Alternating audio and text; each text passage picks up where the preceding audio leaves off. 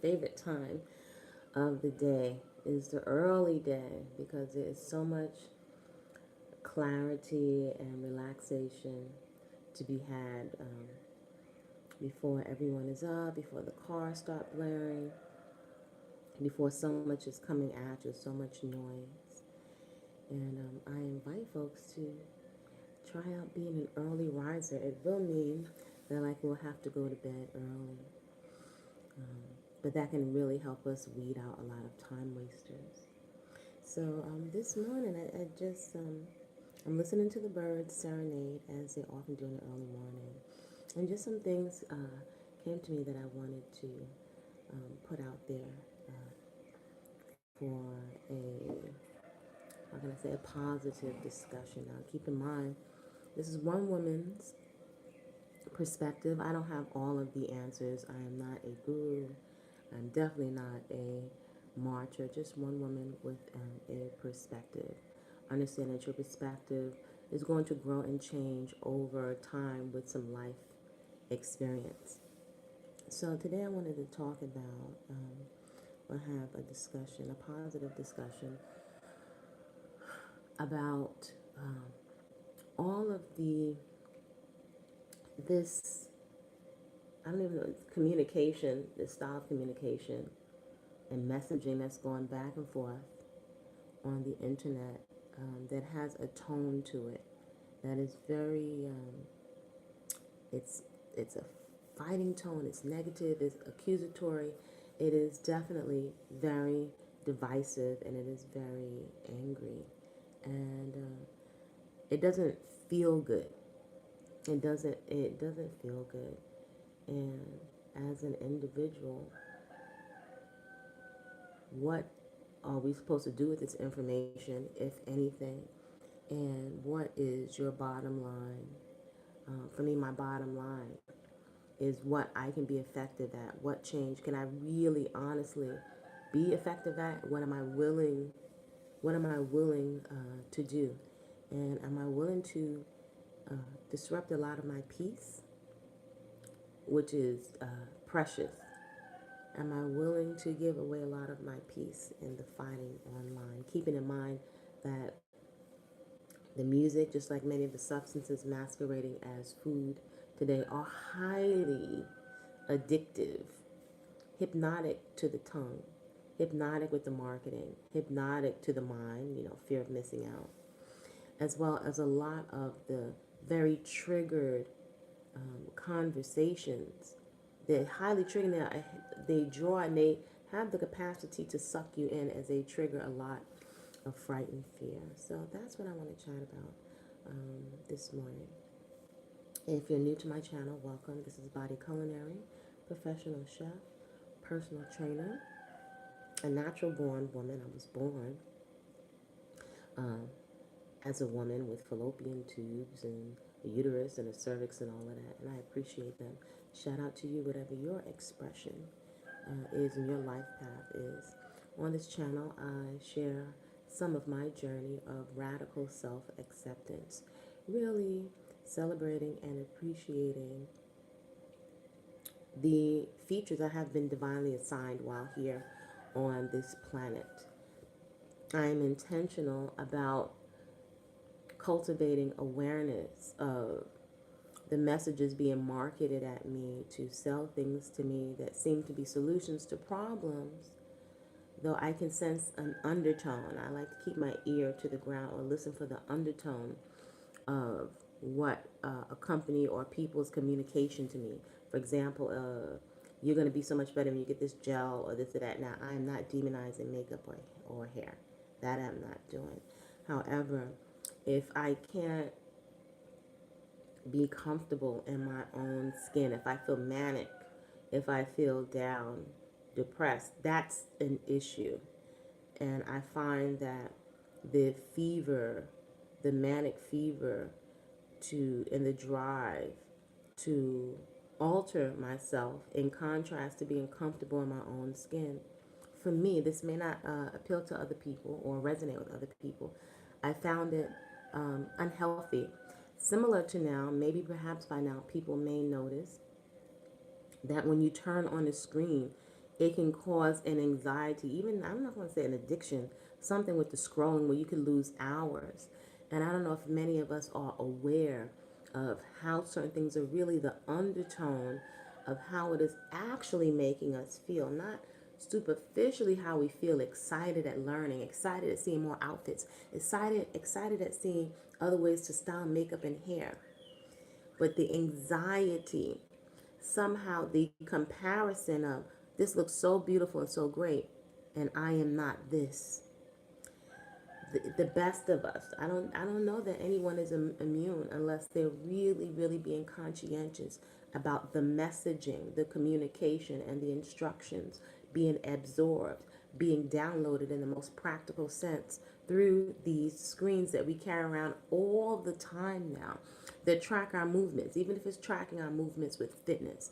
It is tracking how we spend, what we're interested in, what we have the potential to spend for that's new, a new product. So there's an undertone of something, and ultimately it doesn't feel healthy. It doesn't feel healthy. It doesn't feel whole. It doesn't leave me feeling rested. So I don't have a PhD. However, I have enough intuition. It's one of my alarms going off.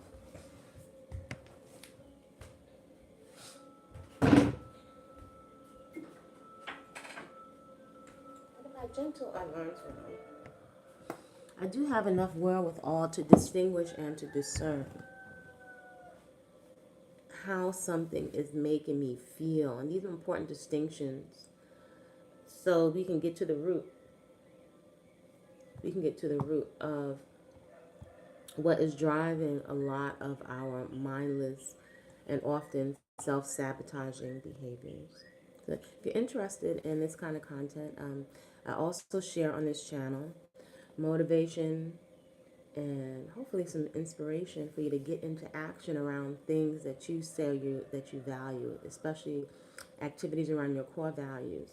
The 3 lifestyle practices that I invite you to join me in and that I love to encourage are peaceful consumption, food that loves you back, your arteries, your colon, your skin, all of that. I used to have a truckload of acne, whiteheads, blackheads, all of that. Food and movement, clear that up. Whole living foods. Peaceful consumption, garden therapy, so many reasons for this therapeutic lifestyle practice. Food sovereignty, knowing what's in your food, a whole nother respect for food, deep relaxation. And then there's also a personal movement practice. Movement, some people call it exercise. I love to reframe the narrative because it's programming and messaging so I can get excited in a very real, sincere way, authentic way for myself.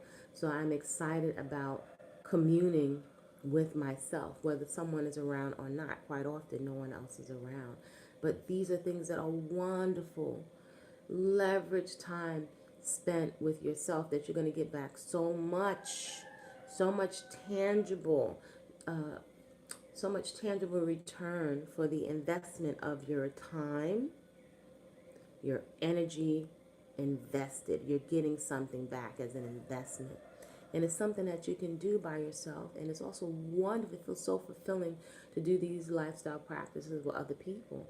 However, this is where we can start first with great, high, top quality time spent with ourselves. Peaceful consumption, a personal movement practice, and garden therapy. Whatever kind of space, big or small, that you have. So if you're interested in this kind of content, if you're interested in coming together around, if you're talking about fruits and vegetables and movement and really playing with what you have and not stressing yourself out and really tapping into and making a decision like, I intend to enjoy my life.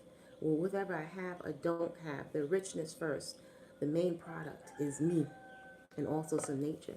Then consider subscribing to the channel and hitting the notification bell so you'll be informed of whenever I upload content. Consider sharing this video with someone that could benefit or use some motivation and some support in enacting a healthy lifestyle. You can also find me at body-culinary.com. some resources available. Whole Living Foods in the Hood with menus to fit your budget. That is a guide if you are interested in living whole living foods as a lifestyle, not a diet. There's Natural Beauty No Products. I use food on my hair and my skin first, primarily inside, and then also on outside. If I can eat it, and it goes on my skin. This just cuts out a lot of it gets you really, really clear real fast. Simple and doable. There's a raw vegan cakes, goddess cakes, passion cakes, that workshop. So you can have some treats if you have a sugar tooth, something to look forward to. That's there on body-culinary.com. For men, folks, it's healthy eating for men. That's on the site. There is whole foods preservation, whole living foods preservation and preparedness. So whether certain situations are happening or not, your house is always stocked with unprocessed foods. This is also a good way to help you learn how to, or could be a good tool to help you manage your spending. Also, if someone wants to reach out to me for personal coaching, you can reach out to me at info@body-culinary.com. There is Flower Fit community coming together around those lifestyle practices and encouragement. And there's also life coaching, group life coaching, and we meet on Sundays. So those resources are available. Okay. So that being said, what I was thinking about this early day was just, things come across your feed if you're not even looking for them. And there was a man, a gentleman, that came up on the screen. It's not the first time I saw it, and he was just some of the things he was saying. It sounded actually kind of crazy. What this man was saying, he was saying something to the effect of, part of me doesn't even want to repeat it, but Howard did just drive the example. He referred to women and women of Afro descent as breeders. And I couldn't really get into the rest of the conversation. The vibe of it felt very volatile and violent. And, it really, more so than hurtful, as an Afro woman and as a mother, as someone who has invested time and resources in my community that has to care for myself and my culture, I am also a human. More so than hurtful at this point, this kind of, I would call it, this narrative, it sounds like a script because it's a pattern that I've noticed. It kind of identifies the person as being, just as we look at a vibe, the feeling and the tone of it is very angry. It denotes a lot of bitterness, a lot of dissatisfaction. I would detect maybe an air of, I don't know if I want to say spite, but I was thinking that this man is speaking of, when he speaks of women in general, he's speaking about the portal that allowed him to be here. And just like I have this unique DNA mark and expression, he's also speaking in a sense about himself and his origin and how he came to be. So there's definitely within him, it doesn't seem to be, doesn't feel peaceful.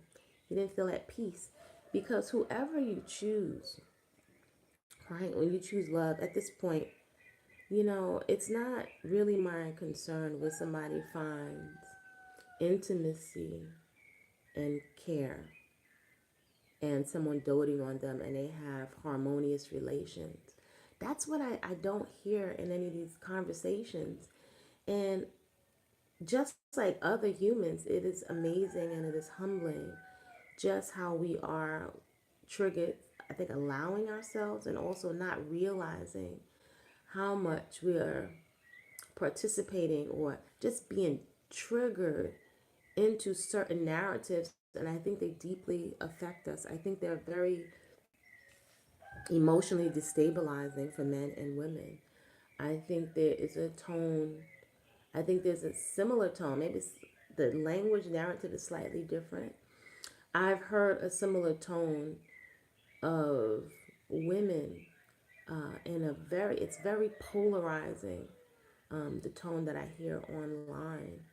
And I don't know that other ethnic groups, even though we know race into it is a social construct, I have never heard that of other groups. And whether if other groups did it or not, I'm speaking to what I heard, what I've been hearing.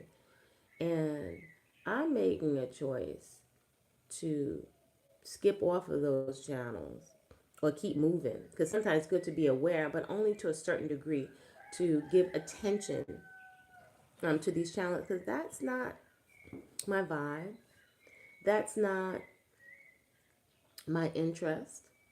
I've seen and observed and know of some couples that are from different ethnic backgrounds, Afro and chocolate and vanilla. And the way I've seen, not all, the one I can speak of, the way they treat each other is with a great deal of respect. I've never seen, or it's rare that I've seen such love and care for each other. I've also seen this with some chocolate folks. I remember when I used to go around Prospect Park every morning, there was a older couple. If you go to the park at a certain hour, you'll see the regulars going around the park. And this couple was such a delight. This Afro couple was such a delight, going around power walking, saying good morning to everybody. Just such a delight to see. And they're just different individuals that I would see. So I think we're allowing ourselves to be gaslit. Now there's more information around this communication style of gaslighting and triggering people's emotion to polarize them, to fulfill somebody's agenda. And it just feels like an instigation of fighting, and it's unnecessary. I don't know. I don't feel that I need to be talked down to or shamed in order to inspire me to make positive changes. It is definitely not a turn on. It is not enticing. Somebody like berating you. There's nothing. There's nothing attractive about that yet. It seems like it draws us like moths to a flame. I think initially we can't believe that we're hearing it, but somehow within the narrative, it's relating to trauma and pain and a bonding, like we share the same bond of hurt. So let's galvanize and power over someone else. But it it doesn't focus on the very simply, all of this back and forth with these polarizing personalities. It doesn't focus on our accountability for our choices. And it doesn't deal with the simple fact that if we chose in ignorance, that we chose in whatever it was that we were attracted to, we are responsible for our choices, even if now we decide to choose different. We are accountable for choosing to engage intimately without, first of all, protecting ourselves from seeding other human beings, which we will be responsible for. And it seems to be a cognitive dissonance and ignoring of that by males and females. Maybe perhaps we're equally responsible. You are responsible. You know, I've thought this for many years. What would it take for us to have preventions just so we had a clear mindset, so that we did everything possible to not end up in a so-called CLINIC? What would it take for young women and for women in general to be so clear that we just did not put our body temples in harm's way? What would it take for the male counterpart to be so clear and to have a discipline and to have a long-term vision of, if I engage in this act, then the consequences are going to be so dire. They're likely cause me bitterness and anger, because I'm putting myself in a vulnerable position, and I'm going to affect my life and possibly the life of someone else based on my poor decision and my lack of a vetting process. Where is the vetting process? I don't hear a lot of personal accountability because that's where you can make the change. But the tone is very irritating. It doesn't feel good. If not, it's not even about being intellectual. It doesn't feel good. Now I can discern between coaching. I've invested in many coaches over the years to help give me clarity and feedback and to get uncomfortable and informed around change, to understand the process of change and to investigate skills or things that I'm not aware of. This feels different, and I can distinguish and I can sense that it's something different that does not feel healthy. I can think of some of the numerous coaches I've had over the years. I've had some of the best coaches and mentors that I'm so fortunate and grateful to have had in my life. My godmother, I think of her all the time. Some people may not even realize there was such a coach to me, like my grandma Lou.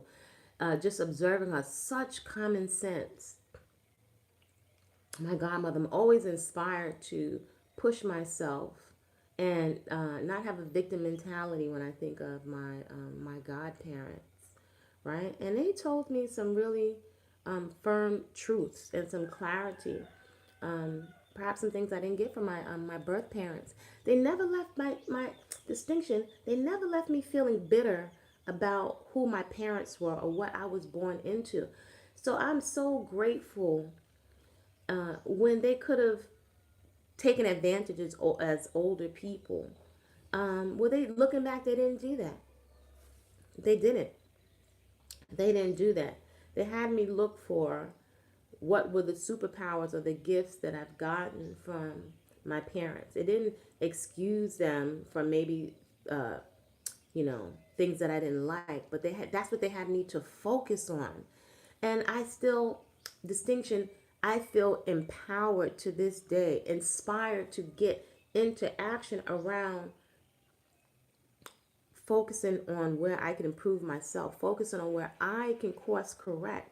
There is possibility there because when the narrative that's being spouted, it really feels very polarizing and divisive. Because what are people just going to be on the planet by themselves or have no interest in children? We were all children. Not everybody needs to physically have children out of their womb or to sire children.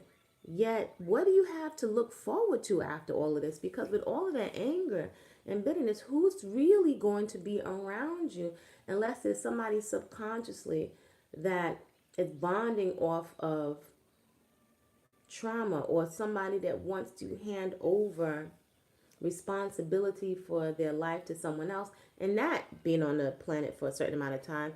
That comes with something because eventually should you change and you want to enact self-improvement, if you've given dominion and sovereignty for your life over to someone else, that I've seen doesn't pan out too well because you can become very bitter and resentful.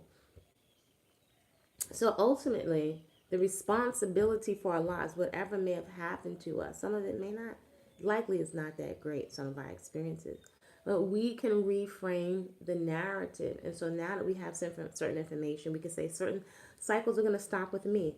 I can course correct. I can take different action around my health, around who I engage with intimately, because it is one of the most responsible activities that I can do. I can recognize where sometimes, we're being encouraged with popular culture and music and entertainment to be very loose and wanton and irresponsible with these acts that bring other people here. And little human beings need protection. They need an environment where they can grow and flourish mentally and emotionally, as well as financially. So we're not running the numbers where many of us are making decisions in ignorance. So rather than beat up on ourselves, we can get clear. We have the opportunity to get clear and to course correct.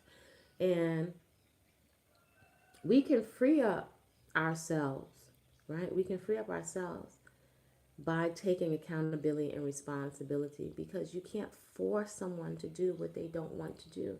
It's not for us to force somebody. Who wants to force somebody to be with you that doesn't like you?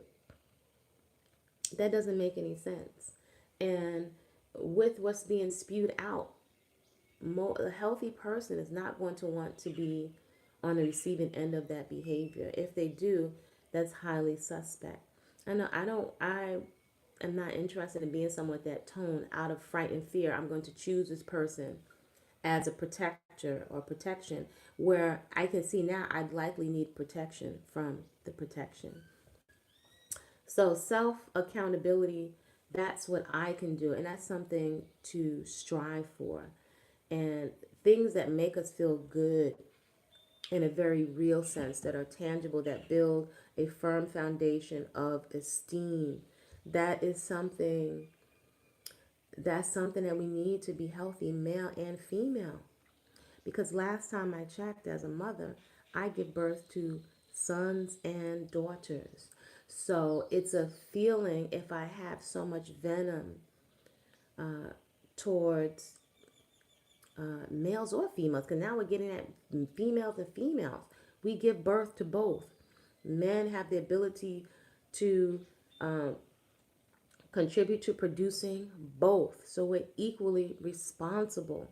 The best that we can do, perhaps, is to be fully accountable at this time when there are these conversations about overturning these decisions, other people's decisions. See, distinction.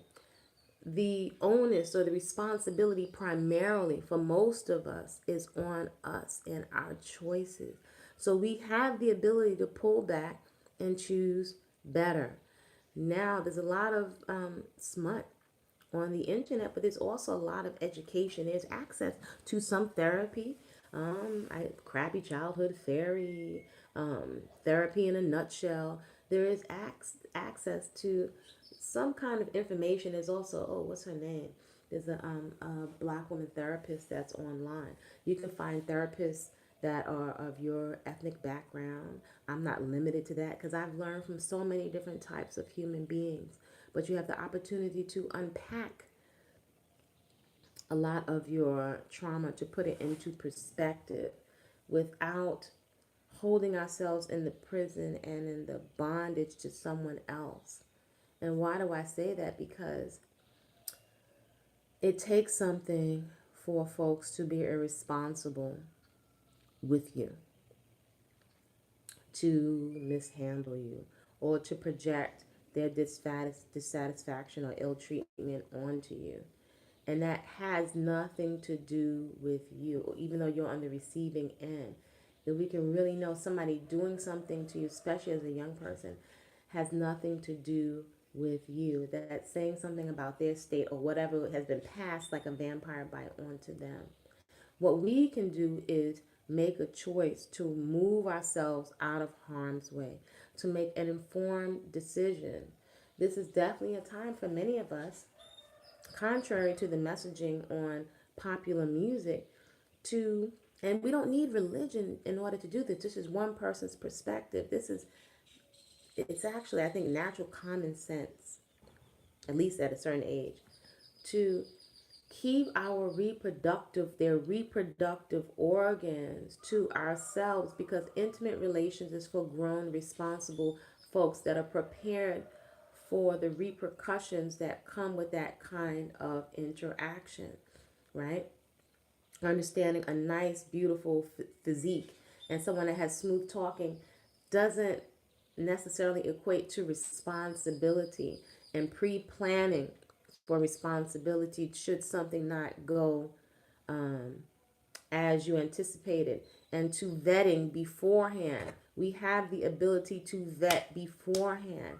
Right now, there's no need for all the venom, because now you can make an informed choice with any human being, men or men, females or females. Because you change the skin tone, it doesn't necessarily mean that other human beings are not capable of deviancy or deviant behavior. So thinking they were just going to run somewhere else and we're off the hook, the main onus for developing discernment and making responsible decisions to not put ourselves in harm's way, forego immediate self-gratification if it means harming ourselves or potentially harming others. This we have the capacity to do. And if we don't take that sovereignty and responsibility, then it is likely we'll be moved in a herd and someone will make decisions for us that we may not agree with in the end. So I'm choosing as much as humanly possible to choose what makes me feel good because I can discern the difference. What is going to motivate me to get into action around the things that I say I value while here? Because you and I, all of us, are going to lay down these coats called the body. That's a fact. What kind of experience do you want to have while you're here that you can be accountable for? How do you want to relate to people? What do you want to bond with people on? Coming together in the garden is so relaxing. It's so much fun. It's so much fun when you can enjoy. I was with a gardeners group, and it was this big daunting task of pulling up and remediating the soil that was contaminated with lead. We had some good food, healthy dishes. Everybody bought a dish. We had some good music. We were singing, and we were digging up these making trenches, and different people bought compost. It was so pleasant. It was like an epiphany. It was such a good time. Some people brought their children. That was such a beautiful, good time. Why not focus on that? There's nothing like roller skating together and jumping double dutch. Those are some of the things that make me feel a smile on the inside. Those are memories, dancing with my son, doing the hustle and different dance steps and singing to each other. Those are some of the sweetest memories. We can't do both at the same time, y'all. I'm not here to tell grown folks what to do. I'm not the hair police. I have some people that I treasure that have a wig or weave. Who cares? I don't care. That's not my business. But they are so valuable to me. They are so precious. I've had some clients that have been wonderful additions to my life where we've learned so much from each other. They come in a different package. They speak a bit different language. I have a friend who was teaching me Japanese and I was sharing with her African dance. If you're not careful, we will allow this internet to usurp and have us, I don't know if I want to say it, the word is trick us out of being present to enjoy life. Right now, I don't really care who you marry. I don't care what's going on in your bedroom. I care how you treat me. I care how you make me feel. And I think we can be very, or it's supposed to be very careful of who is triggering very polarizing, divisive behavior, like somebody coming in to instigate a fight. We've got enough stuff going on for us to handle and to be accountable to. There is joy to be had out here. My movement practice is a joy. It's challenging as heck. When I tell you it's a joy, when I tell you I feel electric, when I tell you I discovered years ago I've never a drinker or a smoker, I feel phenomenal, fantastic when I'm able to do different things with my body. I feel phenomenal. That's something that that doesn't depend on other people. I can generate that within myself. Then I feel secure in myself, so I don't have to be so desperate for people to spend time and to dote on me. I also enjoy human relations. However, I have a firm foundation on my own. That's one of the reasons why I encourage radical self-acceptance. But I'm not here to tell somebody who to love. Who's treating you well? Who are you treating well? Are you attractive in terms of your personality? Not perfect. Are you attractive and a joy to be around? Does somebody leaving an engagement with you feeling more inspired? Or even if you didn't say a word, when they're watching you, they're inspired to get into action. There are many people that I have watched. They didn't know I was watching them of different ages. And I felt so inspired. I felt so fortunate to have encountered different human beings in different packages from all walks of life. So if we're not careful, we're going to get tricked with being, I don't know, we're being jacked out of being present. And it's so much to stimulate you of not being present, to be in your subconscious in fright and fear and fright and fear. And we want to be aware, but I'm not interested in being consumed because I have to live life. Every 10 seconds, they're blaring something. This has been for years, blaring something out of these screens. So I just wanted to encourage us to self-reflect on choices that we have made. And you don't have to tell all your stuff online. When your quiet moments, you know about your decisions, right? You know if you're self-soothing with substances, right? If we slow down, perhaps we can recognize with self-soothing, and I've spoken about this before, as one of my mentors said to me, if we're self-soothing with a bunch of starch because we don't feel fulfillment, so we're trying to fill up on starch. We don't have any sweetness in our lives, self-generated sweetness. So we are filling up on candy and we have a sweet tooth. Which tooth?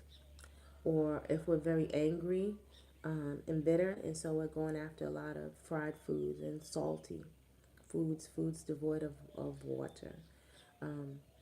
We're lacking nurturing, so we're just going to town on tubs of ice cream. That we'll find quite often with a lot of our women folk, but it's not exclusive now. These lifestyle patterns, our children are watching them, they are absorbing, and it's going into their little computer.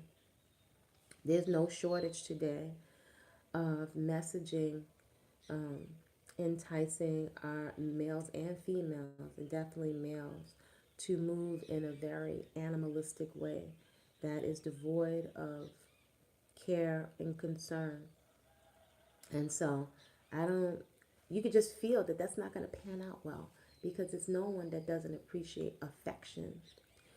We're in a time where I don't know how you could expect affection if you don't feel safe to be around.